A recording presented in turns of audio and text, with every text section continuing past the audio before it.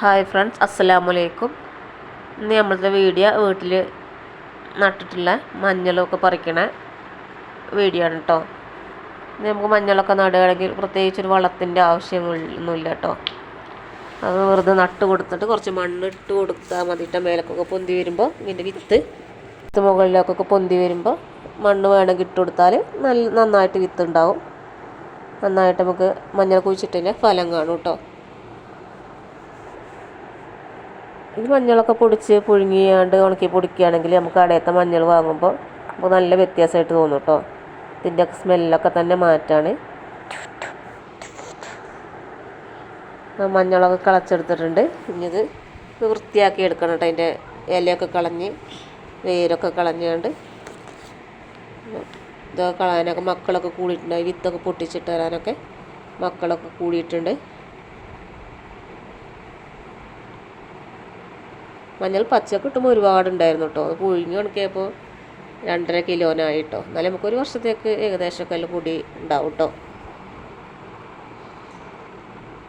നന്നായി നല്ല വിത്തുണ്ടായിരുന്നു. നമ്മൾ ഒരു വളം ഇട്ട് കൊടുത്തിട്ടില്ല കേട്ടോ. ഒരു ചാരം കൂടി ഇട്ട് കൊടുത്തിട്ടില്ല.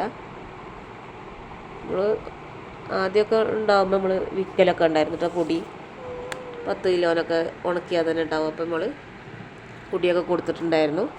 അപ്പോൾ അതിന് മാത്രമൊന്നുമില്ല, നമ്മൾ നട്ടിട്ടില്ല, അതുകൊണ്ടാണ് കേട്ടോ. അപ്പോൾ അത് നന്നാക്കലൊക്കെ കഴിഞ്ഞിട്ട് ഒന്ന് കഴുകി എടുത്തിട്ട് പുഴുങ്ങിയാണ്ട് വേണം ഉണക്കാൻ. പുഴുങ്ങിയാണ്ടാണ് കേട്ടോ ഉണക്കൽ, പച്ചക്ക് ഉണക്കലില്ല.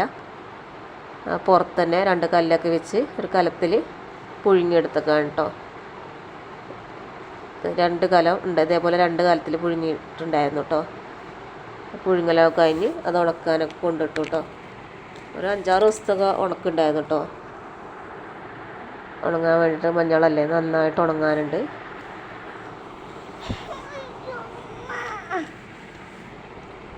അപ്പം നമ്മൾ മഞ്ഞളൊക്കെ ഉണങ്ങിയിട്ട് ഇത് ചാക്കിലിട്ട് അടിക്കുക, ഇങ്ങനെ കൈ വെച്ച് ഇങ്ങനെ ഒരതി കൊടുത്താൽ അങ്ങനെ പൊടി പോകും കേട്ടോ. കുറേയൊന്നും ഇല്ലാത്തതുകൊണ്ട് ഞാൻ ചാക്കിലിട്ട് അടിക്കാനൊന്നും നിന്നിട്ടില്ല. ഇതുപോലെ കൈ വെച്ച് നല്ലോണമിട്ട് ഒരതിയപ്പോൾ തന്നെ അതിൻ്റെ പൊടിയൊക്കെ പോയി നല്ല വൃത്തിയായിട്ടോ. നിങ്ങൾക്ക് കാണാൻ അത് മാറ്റട്ടോ.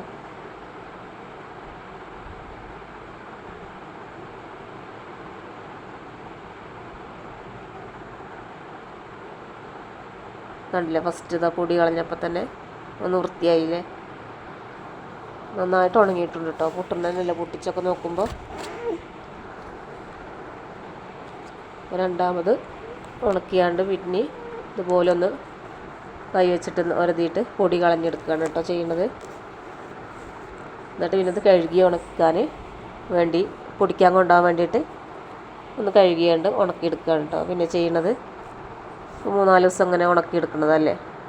പിന്നെ ഇത് ഒരു ഉച്ചവരെ വെയിലൊക്കെ കൊണ്ടാൽ തന്നെ ഉണങ്ങിയാണ്ട് അപ്പോൾ മില്ലിക്ക് കൊണ്ടാവാം കേട്ടോ. ഇനി കഴുകാൻ വേണ്ടിയിട്ടിടാണ്.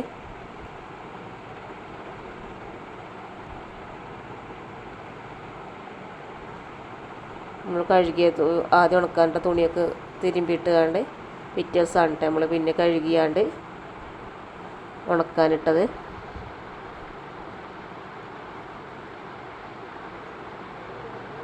നന്നായിട്ട് പൊടിയൊക്കെ പോന്നിട്ടുണ്ട്.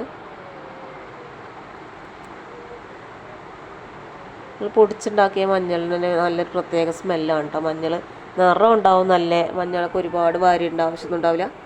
മഞ്ഞൾപ്പൊടി കുറച്ചിട്ടാൽ തന്നെ നല്ല നിറം കിട്ടും കേട്ടോ മഞ്ഞളൊക്കെ. ഈ മഞ്ഞളൊക്കെ നല്ല നിറമാണ് കേട്ടോ. ഒരു തുള്ളി ഇട്ടാൽ തന്നെ നല്ല നിറം ഉണ്ടാവും കേട്ടോ മഞ്ഞൾ കറിക്കൊക്കെ.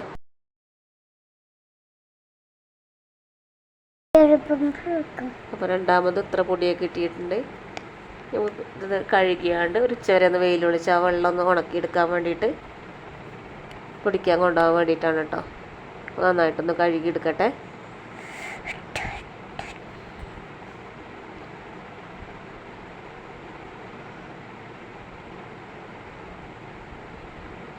ഈ മഞ്ഞളൊക്കെ ഉപയോഗിച്ച് കഴിഞ്ഞാൽ നമുക്ക് കടയത്തെ മഞ്ഞൾപ്പൊടി വാങ്ങാനേ തോന്നൂല കേട്ടോ.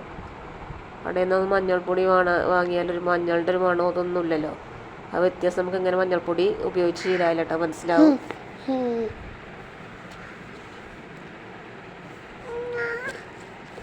നമ്മളിപ്പോൾ ഒരു 5-6 വർഷമായിട്ട് ഇതുപോലെ കൃഷി ചെയ്തിട്ട് തന്നെ കേട്ടോ മഞ്ഞളെടുക്കൽ.